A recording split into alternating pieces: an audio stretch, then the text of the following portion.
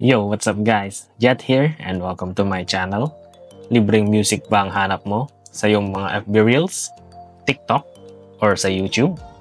Well, kung gusto matuto, manood ka dito para maiwasan mo makopyright sa iyong mga FB Reels, ang mga TikTok and YouTube na mga video uploads. Ngayon, nag-upload tayo ng mga music natin, ng mga sound effects na copyright pala. And yun, nami-mute yung mga music natin kasi hindi natin kinukuha sa tamang pagkukunan. So, ditong video na to, tuturuan ko kayo kung paano at saan kukunin yung mga music na pwede sa inyong YouTube at TikTok and Facebook videos and Reels. So, tara, samahan niyo ako.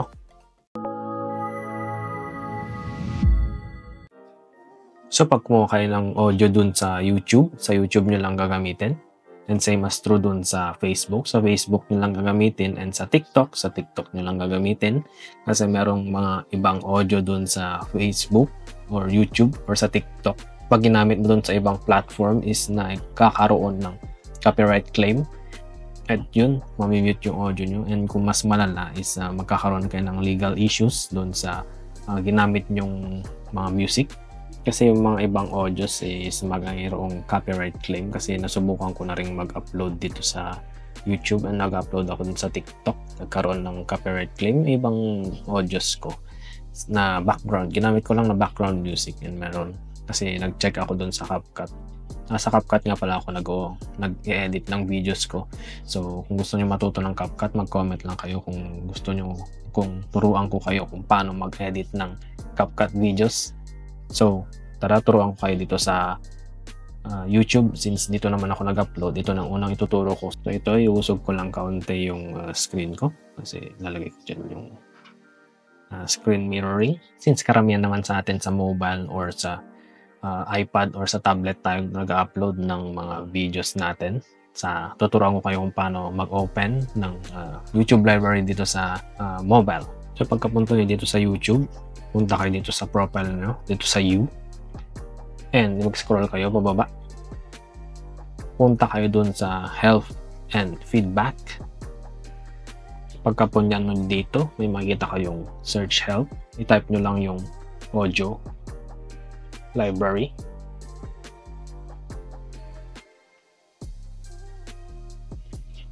And pindutin nyo tong Use Music and Sound Effects from Audio Library. And makikita nyo dito sa pangalawa yung YouTube/audio library. Pindutin nyo lang to. And mapupunta kayo dito sa open link. Mariredirect kayo dun sa browser.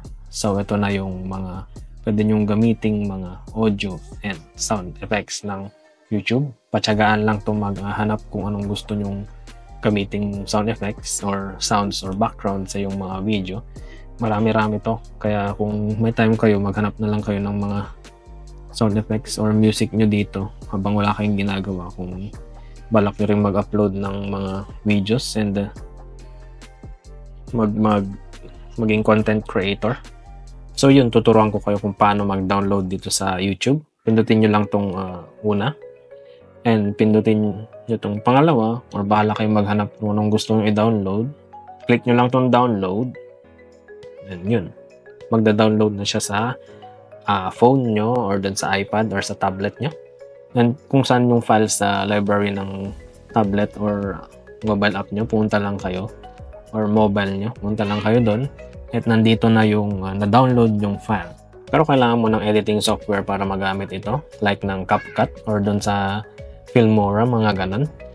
Pag gusto mo gamitin to sa mga videos nyo at mag-edit ng mga videos, may editing software naman tayo. Yung CapCut, free lang. Kaya yun, pwede nyong gamitin. So mag-ingat-ingat lang kayo pag gumamit kayo ng music dito sa YouTube. At ginamit nyo dun sa ibang platforms katulad ng CapCut. Tignan nyo dito sa CapCut. Punta tayo.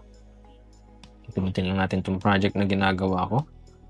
And dito sa audio and sound.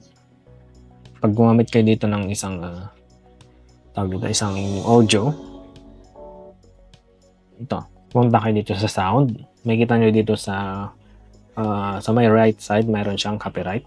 Pwede nyo i-check dito kung okay bang gamitin yung nilagay nyong audio dun sa TikTok na pag-uploadan nyo. Pag recheck nyo, you can export this file without issue. So yun, pwede nyo i-gamitin tong audio na to para sa TikTok. And yun, napos na tayo sa YouTube at saan kukunin yung music. At dumako naman tayo dun sa Facebook para makita nyo kung saan kukunin yung mga free music ng Facebook.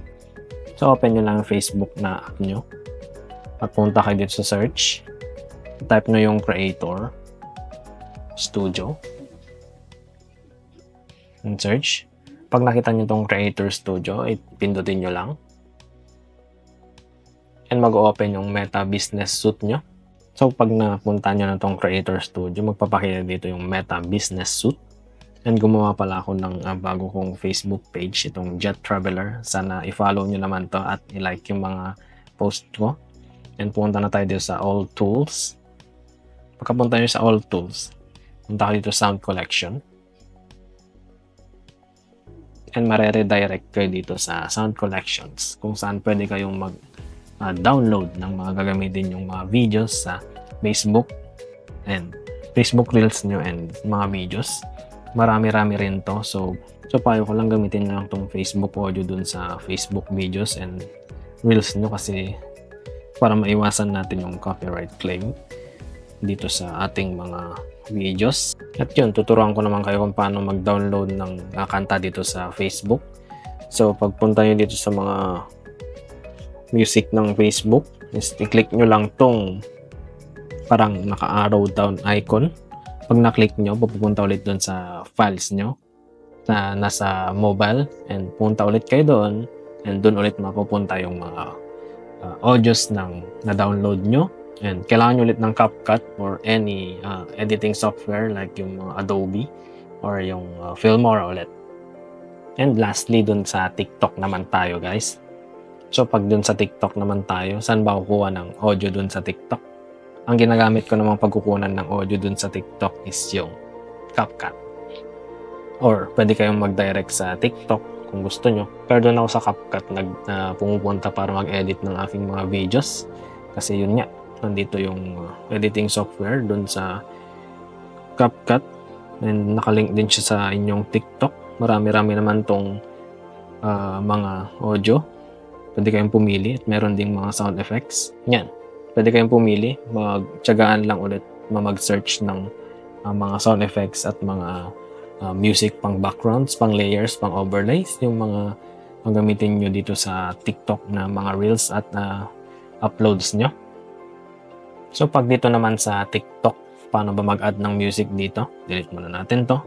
Punta lang kayo dito sa sound and pumili kayo ng anong music ang gusto nyong i-click. Pwede na to, naka-add na agad dun sa video na ginagawa mo. Pwede mo siyang i-delete or pwede mo siyang i-split. Bala na kayo hang magpumili ng gagawin nyo dito sa audio na napili nyo. Yan yun na guys. Ganun lang kadali mag-download ng audio sa Facebook Studio, YouTube Studio, and sa TikTok para gamitin nyo dun sa mga videos at reels nyo.